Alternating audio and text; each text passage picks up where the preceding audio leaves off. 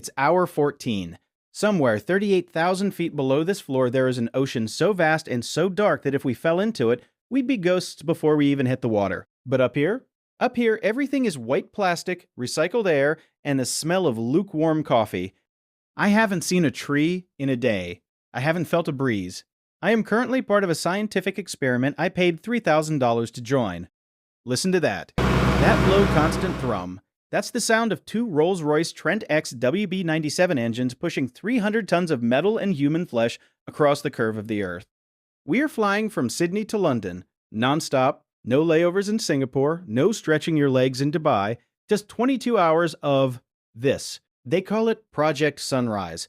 But by the time I'm done with this story, you might realize it's more of a test of how much a human being can take before they simply start to come apart at the seams.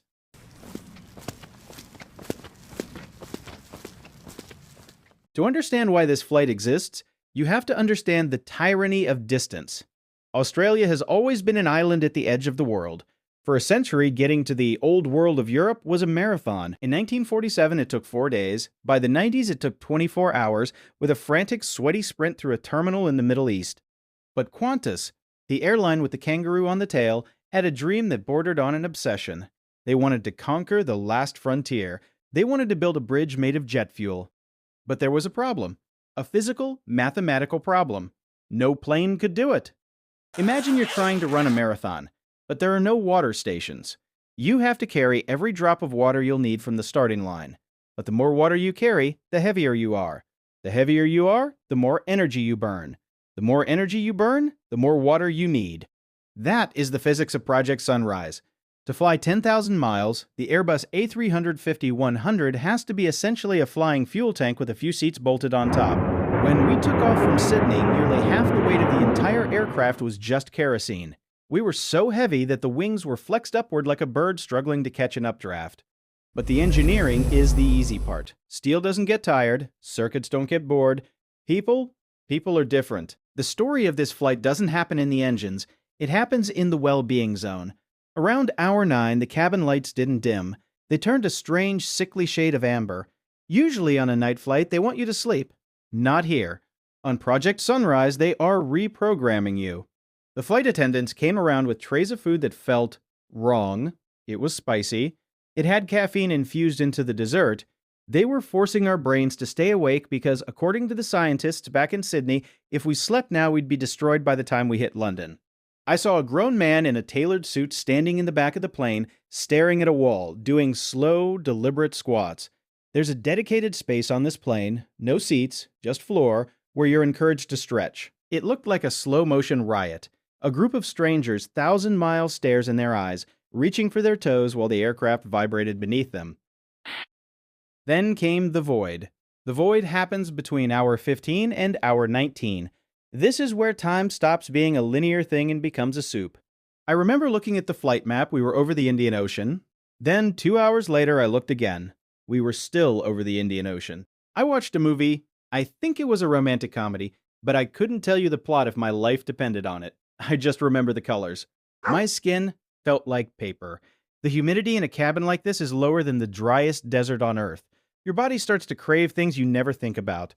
A piece of fruit that isn't cold, the sound of a dog barking, the feeling of wind.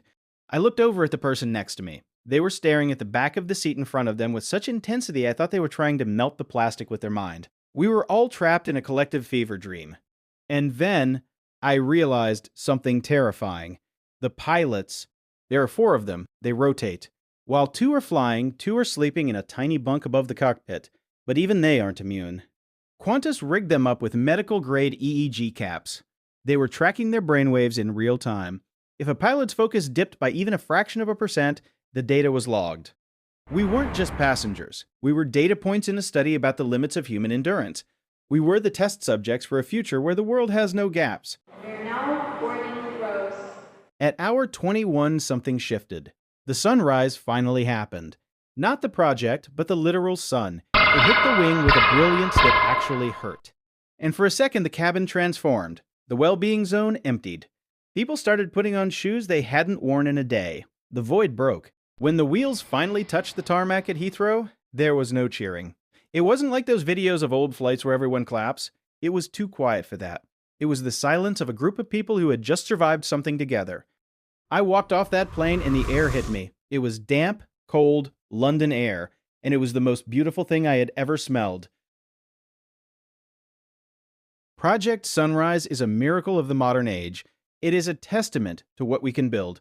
We have finally made the world small enough to fit into a single day. But as I stood there in the terminal, watching the ground crew unload that massive, beautiful, tired airplane, I realized that just because we can erase the distance doesn't mean the distance isn't there. We conquered the planet. But for 22 hours, the planet reminded me exactly how big it really is, and how small we are. If you like our content, please subscribe for more thrilling avionics.